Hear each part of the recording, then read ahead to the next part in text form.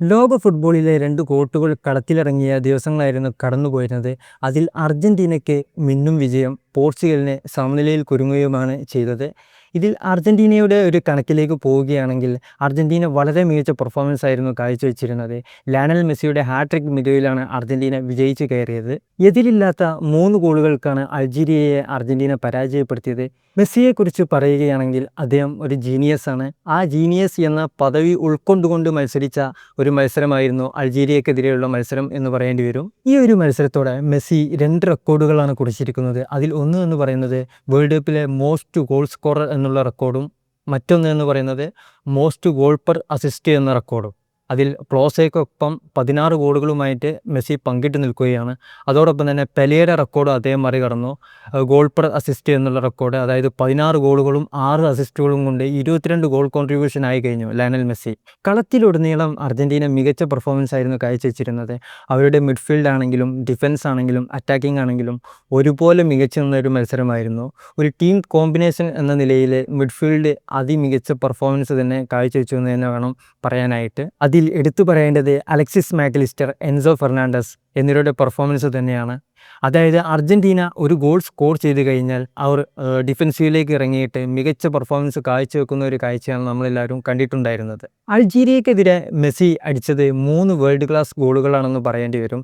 അതിൽ ഒന്നാമത്തെ ഗോൾ എന്ന് പറയുന്നത് റോഡ്രിഗോ ഡീപോളിൻ്റെ പാസ് സ്വീകരിച്ച് മെസ്സി മുന്നിലേക്ക് കയറുന്നു, ഒരൊറ്റ ഷോട്ട് തീർക്കുന്നു, അത് കറക്റ്റ് പോസ്റ്റിലേക്ക് കയറുന്നു. വളരെ മികച്ചൊരു ഗോൾ തന്നെയായിരുന്നു അത്. രണ്ടാമത്തെ ഗോൾ എന്ന് പറയുന്നത് മാക്കലിസ്റ്ററുടെ ഒരു ഷോട്ട് ഗോൾ കീപ്പർ തടുത്തിടുന്നു, അത് മെസ്സി പോയിട്ട് ജസ്റ്റ് ഒന്ന് പ്ലേസ് ചെയ്യുന്നു. അങ്ങനെയായിരുന്നു ആ ഗോൾ വന്നിട്ടുണ്ടായിരുന്നത്. മൂന്നാമത്തെ ഗോൾ എന്ന് പറയുന്നത് മെസ്സിയുടെ പ്രതിഭ ഉണർത്തുന്ന ഒരു ഗോളായിരുന്നു. അതായത് 3 മിഡ്ഫീൽഡേഴ്സിൻ്റെ ഇടയിലൂടെ പ്ലേസ് ചെയ്ത് ഗോളടിക്കുന്ന ഒരു കാഴ്ചയാണ് നമ്മൾ കണ്ടിട്ടുണ്ടായിരുന്നത്. വളരെ മികച്ചൊരു ഗോളായിരുന്നു അത്. അർജന്റീനയുടെ ഡിഫൻസിൻ്റെ കോർഡിനേഷനും എടുത്തു പറയേണ്ട ഒരു സംഭവം തന്നെയാണ്.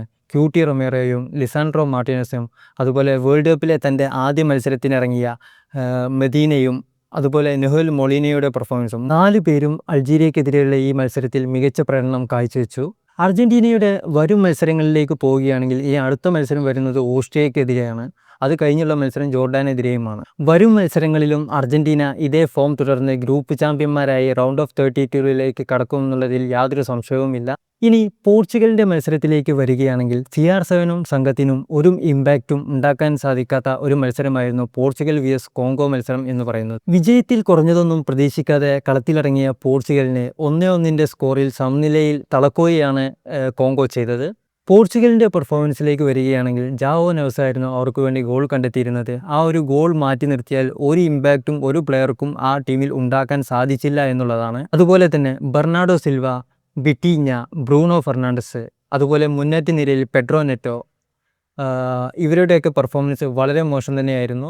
പ്രത്യേകിച്ച് മധ്യനിരയുടെ കാര്യം എടുക്കുകയാണെങ്കിൽ ഈ വേൾഡ് കപ്പിലെ തന്നെ ഏറ്റവും മികച്ച മധ്യനിരയുള്ള ഒരു ടീമായിരുന്നു പോർച്ചുഗൽ എന്ന് പറയുന്നത്. അതായത് Vitinha, Joao Neves, Bruno Fernandes, ഏതൊരു കോച്ചും ആഗ്രഹിക്കുന്ന ഒരു മധ്യനിരയാണ് പോർച്ചുഗലിൻ്റേത് എന്ന് പറയേണ്ടി വരും. അവർ മികച്ച പെർഫോമൻസ് കാഴ്ചവെച്ചില്ല. അതുപോലെ തന്നെ ബെർണാഡോ സിൽവയൊക്കെ വളരെ വീക്കായിരുന്നു. ഇനി അടുത്ത മത്സരത്തിൽ മിക്കവാറും കോൺസിക്കാവോ അവിടെ ഇറങ്ങാനുള്ളൊരു സാധ്യതയും കാണുന്നുണ്ട്. അതുപോലെ തന്നെ പെഡ്രോ നെറ്റോയുടെ ആ ഭാഗത്ത് റാഫേലിയോ വരേണ്ടത് വളരെ അത്യാവശ്യമാണ്.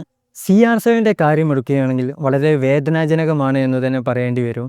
അതിൽ തന്നെ അദ്ദേഹം ആകെ എടുത്ത ടച്ച് എന്ന് പറയുന്നത് 25 ടച്ചാണ്.